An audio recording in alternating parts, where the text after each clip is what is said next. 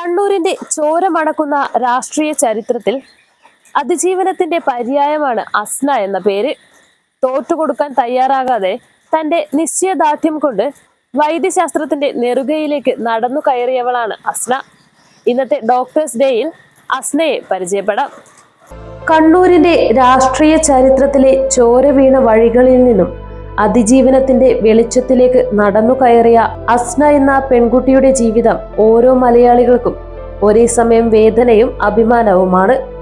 2000-ലെ പഞ്ചായത്ത് തിരഞ്ഞെടുപ്പ് ദിവസമാണ് വെറും 5 വയസ്സുകാരിയായിരുന്ന അസ്നയുടെ വീട്ടുമുറ്റത്തേക്ക് രാഷ്ട്രീയ വൈകാര്യത്തിന്റെ പേരിൽ ഒരു ബോംബെറിഞ്ഞത്.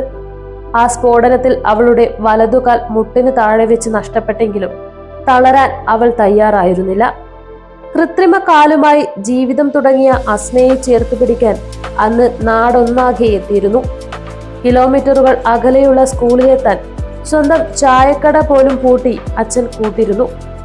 നാട്ടുകാർ ചികിത്സയ്ക്കായി കൈത്താങ്ങായി.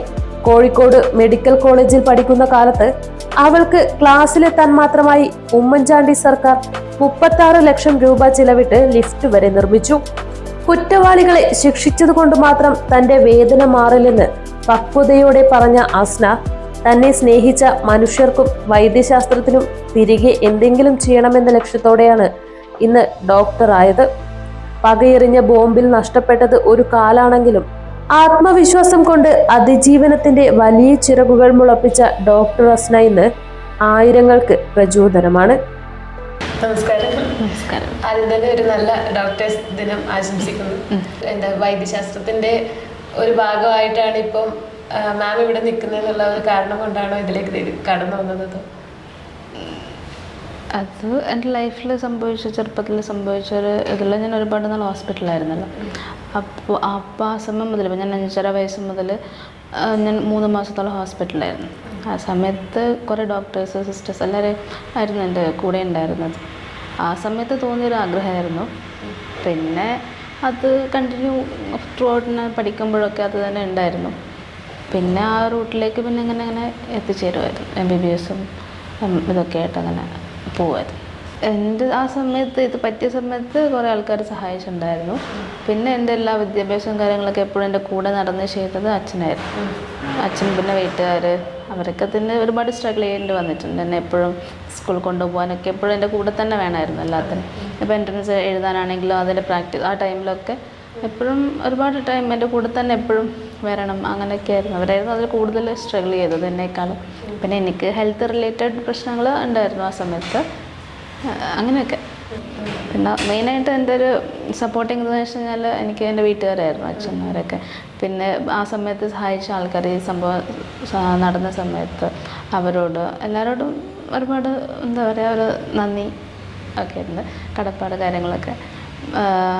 പിന്നെ ഇപ്പം ഈ ഒരു ഇതിൽ നിൽക്കുമ്പോൾ ഒരുപാട് സന്തോഷമുണ്ട് ലൈഫ് ആ ഒരു ഈ രീതിയിൽ വന്നതിൽ. പിന്നെ ചായക്കടയൊക്കെ ആ സമയം അതായിരുന്നു വലിയ പിന്തുണ ഉണ്ടായിരുന്നു. കാരണം അതൊക്കെ നിർത്തേണ്ടി വന്നു. പിന്നെ അച്ഛൻ എൻ്റെ കൂടെ, ഞാൻ കൂടുതൽ വലിയ വലിയ ക്ലാസ്സിലേക്ക് പോകുന്നതിനനുസരിച്ച് പിന്നെ എപ്പോഴും എൻ്റെ കൂടെ തന്നെ വരണം എന്നുള്ളൊരിത് വന്നപ്പോൾ അത് നിർത്തേണ്ടി വന്നു. പിന്നെ ബാക്കി കാര്യങ്ങളൊക്കെ പഠിച്ചതും കാര്യങ്ങളും ലോൺ അങ്ങനെയൊക്കെ ആയിരുന്നു. അപ്പോൾ ഫിനാൻഷ്യൽ ഇഷ്യൂസും ഉണ്ടായിരുന്നു. അങ്ങനെയെല്ലാം അച്ഛൻ്റെ കുറച്ച് ഒരുപാട് സ്ട്രഗിൾ ആയിരുന്നു സത്യം പറഞ്ഞു. അച്ഛൻ കൂടാതെ ഒരു എഞ്ചിനീയറിന്റെ പിന്തുണ കൂടി ഉണ്ടല്ലോ. ഇപ്പോഴും എങ്ങനെയായിരുന്നു ഒരു ഡോക്ടറിനെ എഞ്ചിനീയർ സപ്പോർട്ട് ചെയ്യുന്ന? എഞ്ചിനീയർ അല്ല, അവർ MBA ഗ്രാജുവേറ്റ് ആണ്. ഓൺ കമ്പനി ആയിരുന്നു UAE-യിൽ, മാർക്കറ്റ് റിസർച്ച് ആണ്. അവരും നല്ല സപ്പോർട്ടാണ്. ഇപ്പോൾ എനിക്കിപ്പോൾ അച്ഛനെ പോലെ തന്നെ അച്ഛനില്ല ഇപ്പോൾ. അപ്പോൾ ആ ഒരു സ്ഥാനത്ത് എനിക്കിപ്പം എൻ്റെ എല്ലാ കാര്യങ്ങളും നോക്കി ചെയ്തു തരുന്നതൊക്കെ അവരാണ്. ഇപ്പം അവിടുന്ന് കണ്ണൂരിൽ നിന്ന് പിന്നെ കൊച്ചിയിലേക്കും പിന്നെ അവിടെ നിന്ന് ഇപ്പം തിരിച്ച് നാട്ടിലേക്ക് വരും? അല്ല, ഞാൻ കണ്ണൂർ അധികം നിന്നില്ല. +2 വരെ ഇവിടെ. പിന്നെ കോഴിക്കോടായിരുന്നു. MBBS-ഉം MS-ഉം അവിടെയായിരുന്നു, കോഴിക്കോട് മെഡിക്കൽ കോളേജിൽ. അതിനുശേഷം ഞാനൊരു 6 മാസം അരവിന്ദിൽ ട്രെയിനിങ്ങിന് പോയിട്ടുണ്ടായിരുന്നു. ഇപ്പം ഇവിടെ വന്നിട്ട് 1 മാസം.